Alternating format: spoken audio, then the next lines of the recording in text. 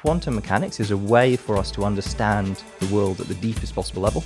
Quantum computing, the earliest use cases, will be for those. It gives us the eye of God on what's going on at the subatomic level. It has been an amazing week for British AI investment announcements. I mean, probably most notably $1.5 billion into Wave, the driverless car business. Do you find that quantum is in the shadow of AI at the moment, that it's the hot topic, and that's where investors want to put their cash? I don't want to be bought by another company. I want to be an enormous UK success story.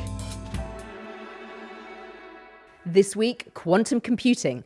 It's billed as a revolutionary technology, but what is it?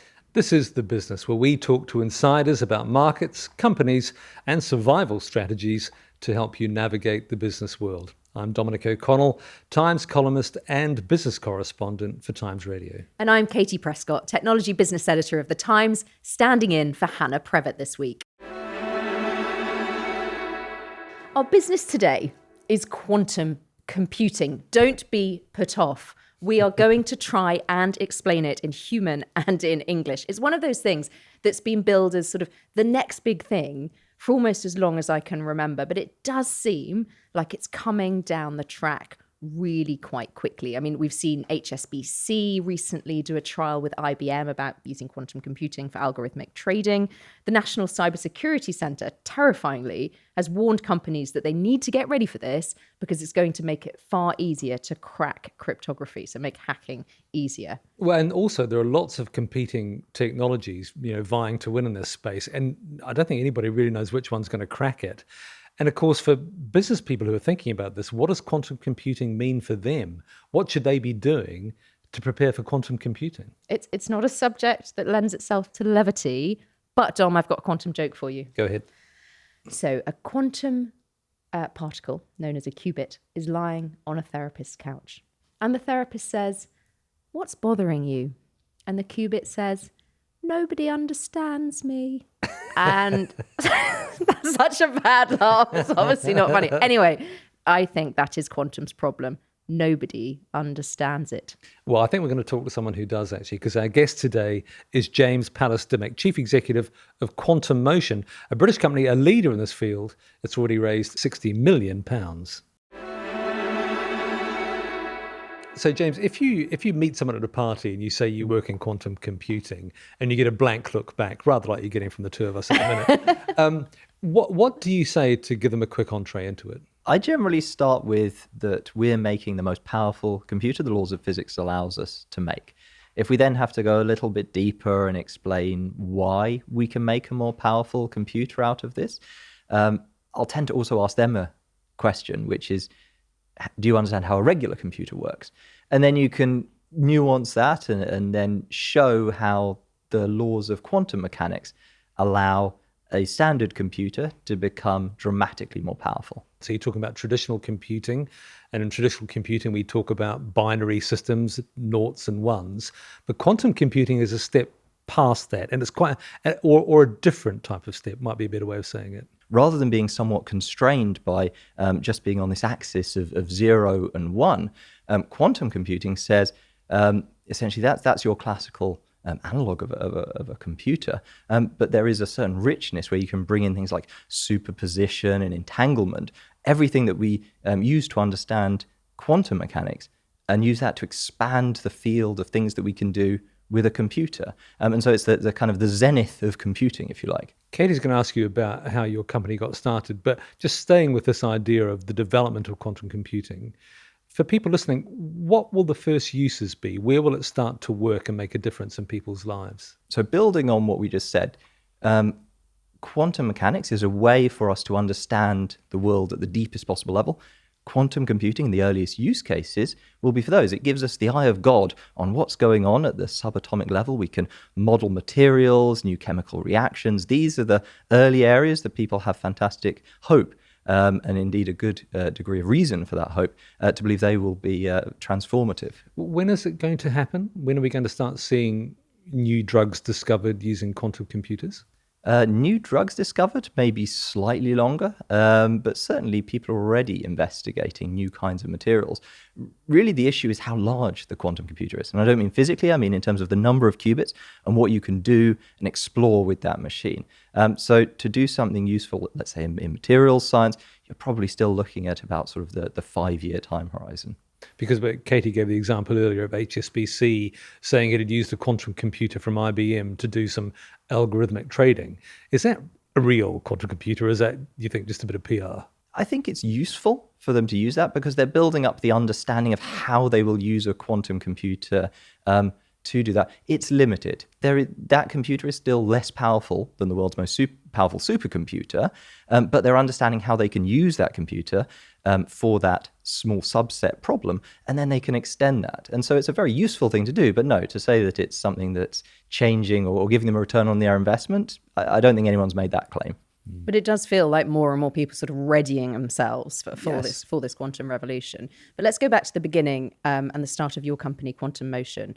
How did the business start, and what was its genesis? Tell us about its history. So it was spun out of Oxford and UCL. So two professors, Simon Benjamin and John Morton, and myself.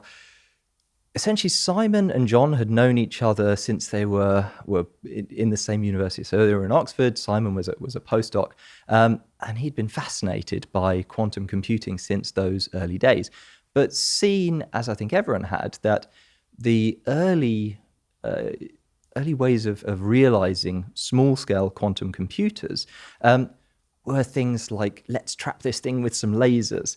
Let's shine some light and get individual photons in a very, very large machine. And he and John and myself we'd seen technologies like that go nowhere. It's very, very difficult to imagine scaling up something to the millions of qubits that you need to make a difference to the world based on those particular technologies.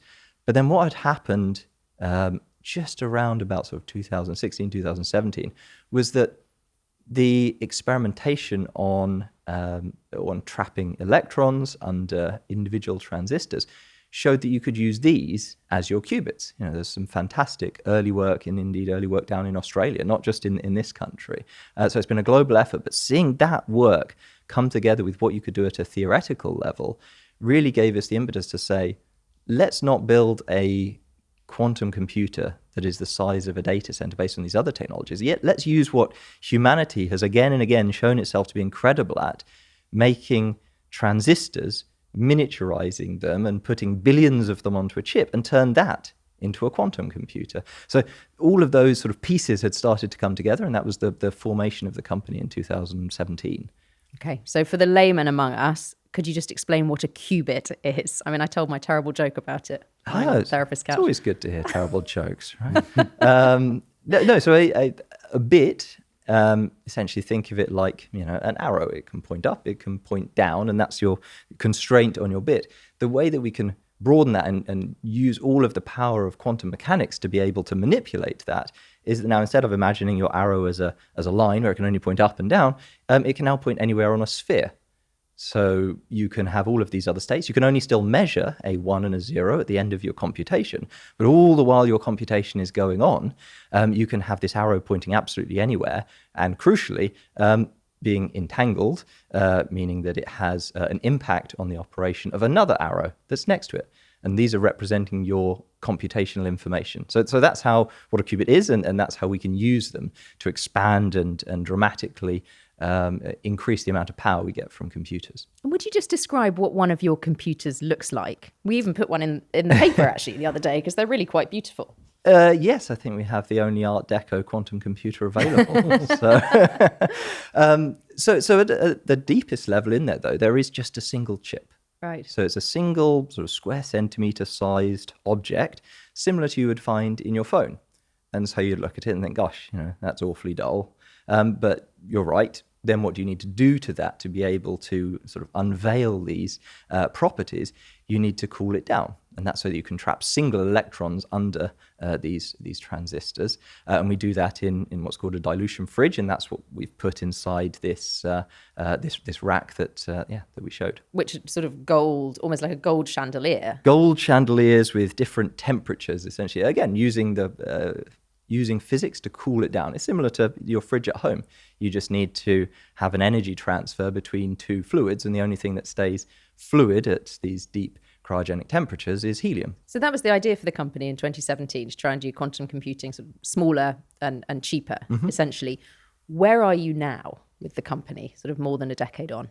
Yeah, so we have demonstrated, we put the first demonstration out, showing that you can use a standard CMOS process to make a quantum computer. So the way that we make standard chips in your phones. Yes. Metal oxide and semiconductors coming together and being patterned on substrates, which is the bedrock of the standard semiconductor industry and the way that we have the chips in our phones. And have you got customers for that? Yes. So the UK government bought one of these through the National Quantum Computing Centre. This was the first deployment anywhere where someone had shown that you can use this process to make a quantum computer. Something that we're pretty proud of. Can I just ask a really stupid question? Because you're using there are no stupid questions. What looks like a conventional chip, and cool it down, and you trap an electron inside it, or underneath it, or somewhere nearby. Starting out from a description of how does a transistor work, a transistor has 3 electrodes on it. That's a way to get electrons in, a way to get electrons out, and a way to control them. Think of it like a switch. We call that a gate. So in a standard transistor, all of these are sat on top of your silicon, and you will put a voltage on your gate that sucks up a couple of thousand electrons and allows a current to flow from your source to your drain. And that represents whether there's a current flowing or not, a 1 or a 0 in your standard computer. This is the way that computers work.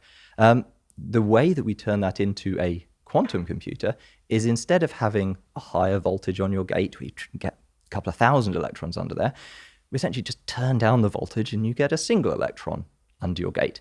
And then it's that spin, so not the charge, but the spin property of that single electron that forms our qubit. How has the journey from academia for you to business been? Did it come naturally to you, or is it actually quite odd? You can't sit around smoking your pipe all day after all. Is that what they do in quantum physics labs? Yeah. To the wrong quantum physics labs. I saw that film, Oppenheimer, and that's what it's all about. Okay, so once I got past the smoking of pipes, so I actually started out relatively early. So I went straight from Cambridge into industrial R&D.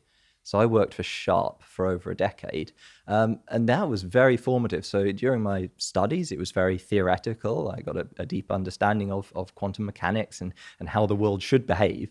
But then when I went into this R&D lab and we transferred technology like new kinds of laser and new kinds of television or new kinds of solar cell and got those fabricated in Japan, I had to understand how to realize those things. It was a magnificent place. Can I ask how quantum relates to AI? Mm-hmm.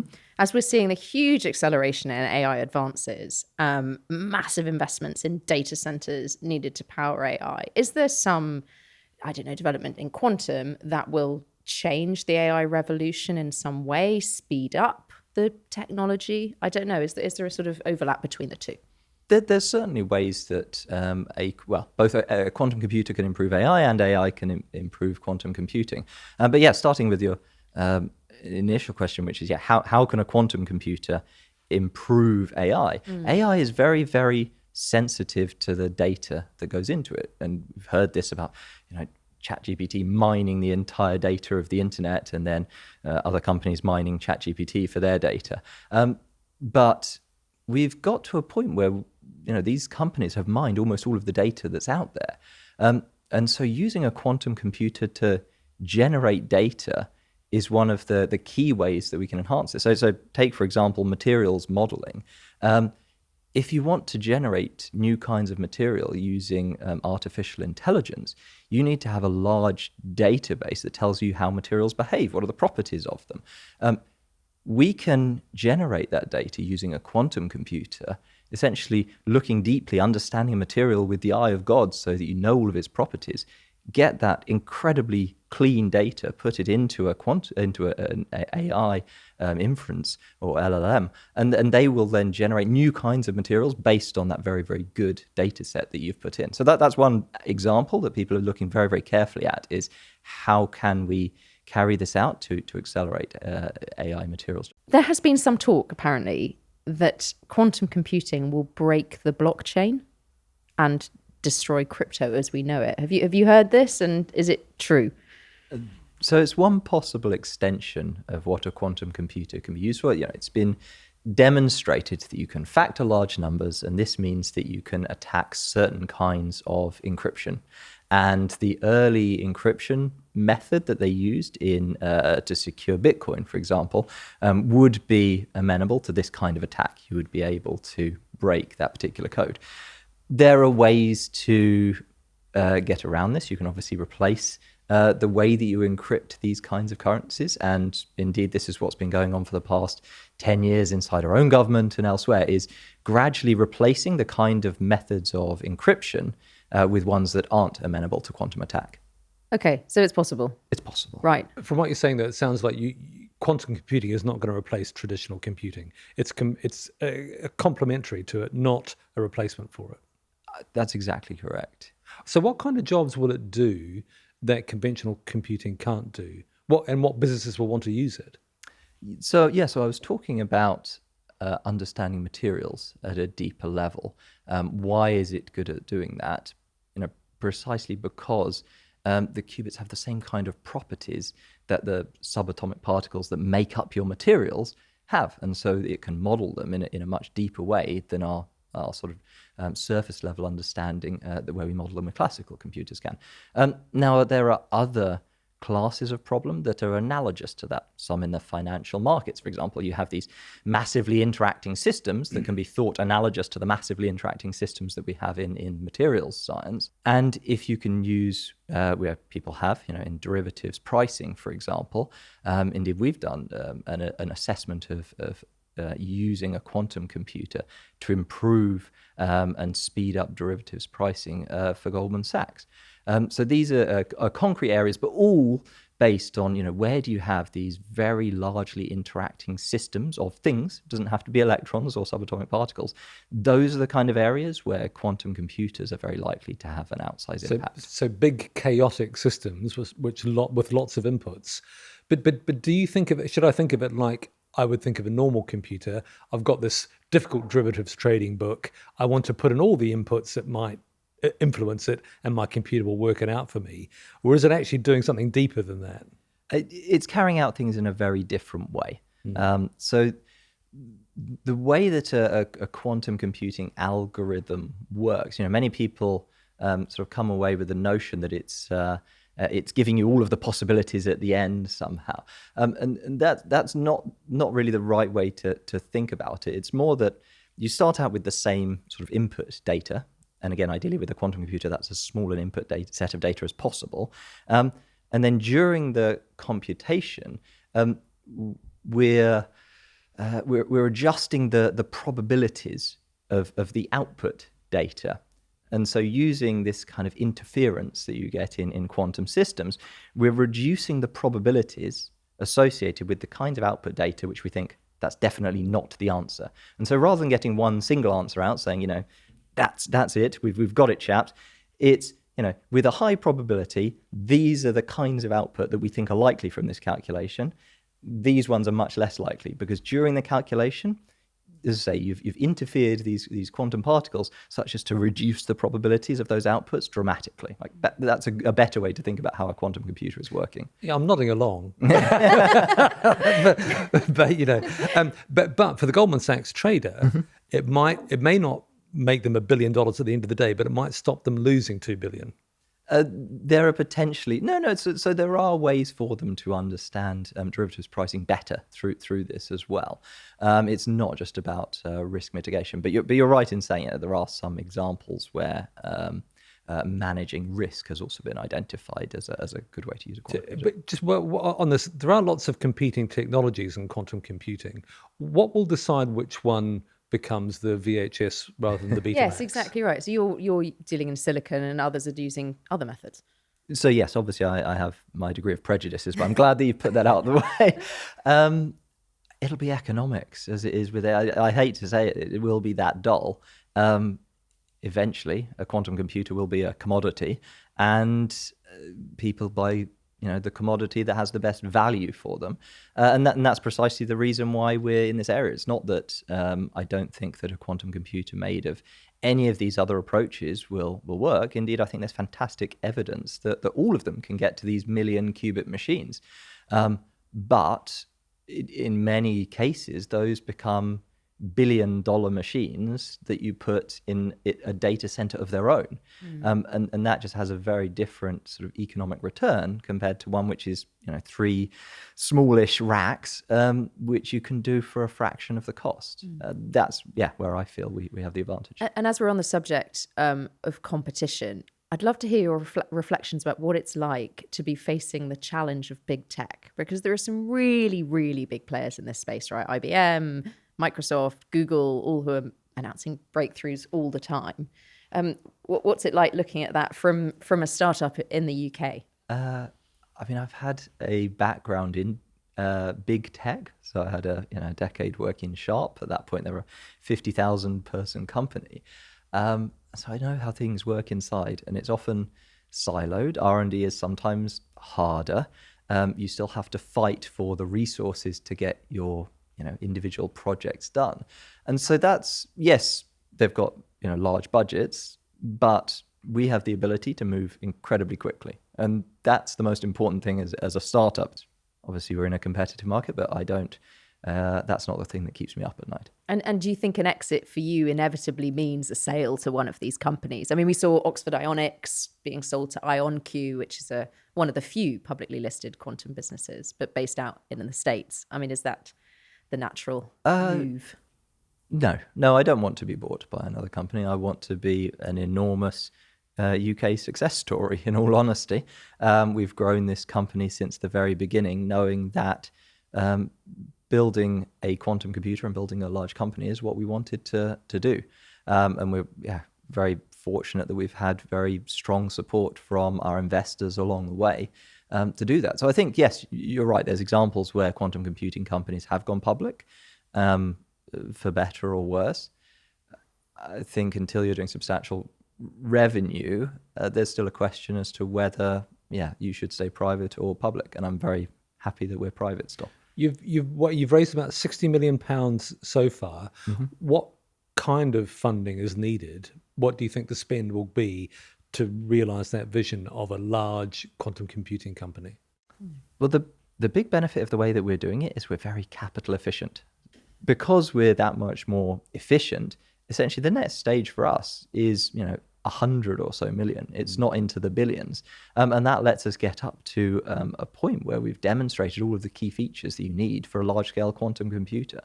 Obviously, at that point, then you're scaling up like an integrated circuit company. And so there's a need for, perhaps into the hundreds of millions of pounds. But you're not talking about needing funding of multiple tens of billions like you would if you wanted to put a rocket on the moon, for example. But it has been an amazing week for British AI investment announcements. I mean, probably most notably $1.5 billion into Wave, the driverless car business. And we've seen recently the likes of 11 Labs valued at $11 billion. Another AI company, Synthesia, valued around $4.5 billion, another AI company. Do you find that quantum is in the shadow of AI at the moment, that it's the hot topic and that's where investors want to put their cash?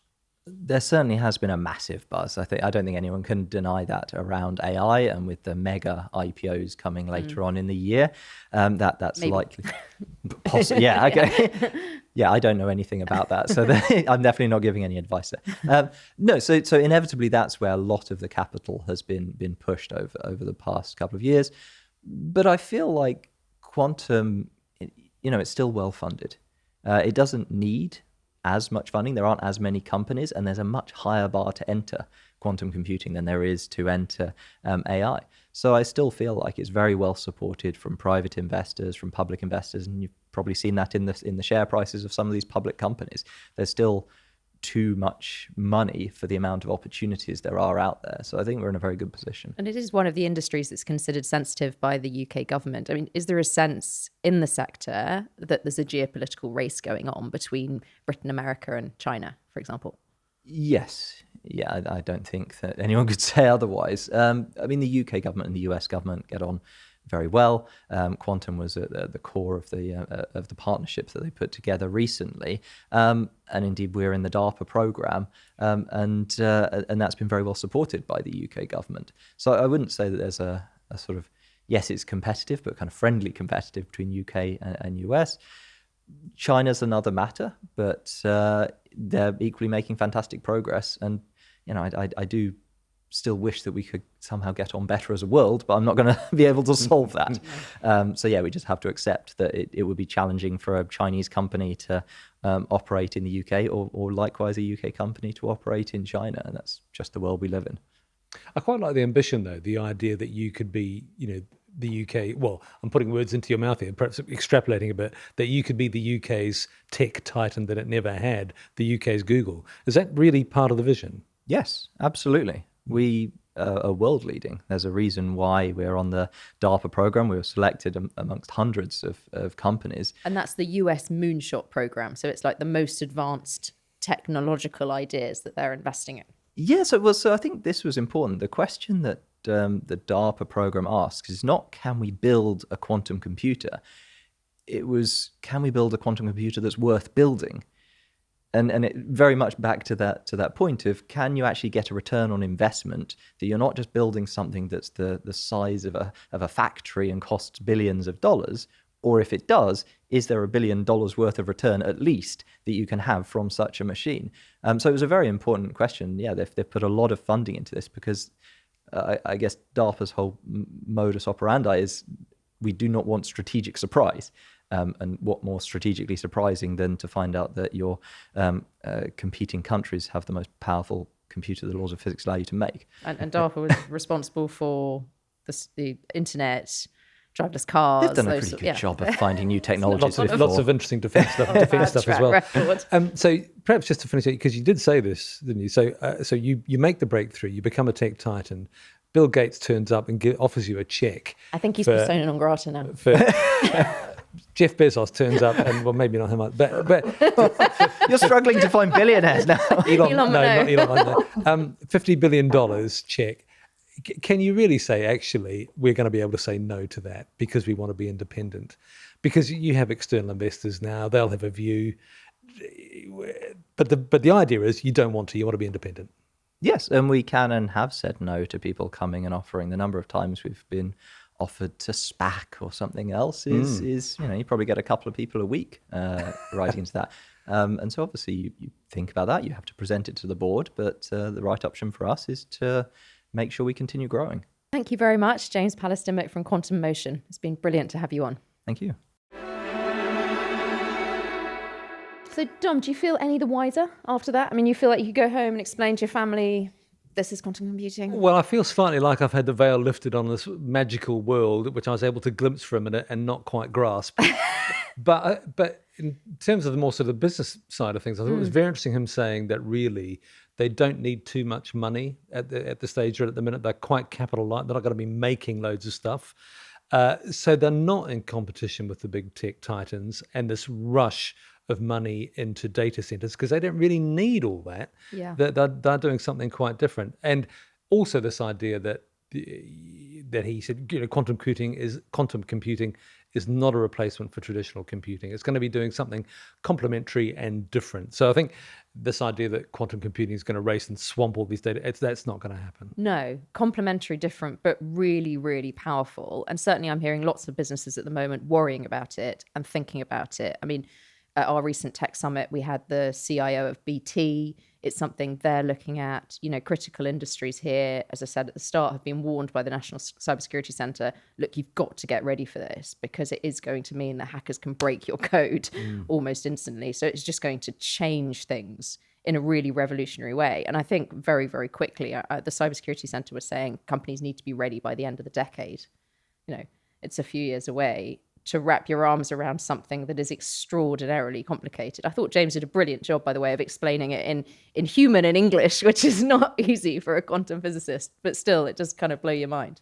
Yes, and obviously it is nationally important. This is a question of sovereign capability. He talked about the Americans being in friendly competition with the UK, but also China as well. So clearly governments around the world are thinking about this very carefully, and they don't want to be caught out. No, absolutely. I mean, IonQ, the American business which recently bought Oxford Ionics, had to go through a massive process with the British government looking at, it's a critical industry, and they're our allies. So, yes, it is extraordinarily sensitive and something that is coming down the track, I think, pretty quickly. I'm Dominic O'Connell, columnist at The Times and business reporter on Times Radio. And I'm Katie Prescott, technology business editor of The Times and host of The Times Tech Podcast. From The Times and The Sunday Times, this is The Business. And if you enjoyed this interview, you can subscribe to The Times Business channel on YouTube. And you can watch or listen to other episodes of The Business wherever you get your podcasts. We'll be back with you next week. Until then, goodbye. Goodbye.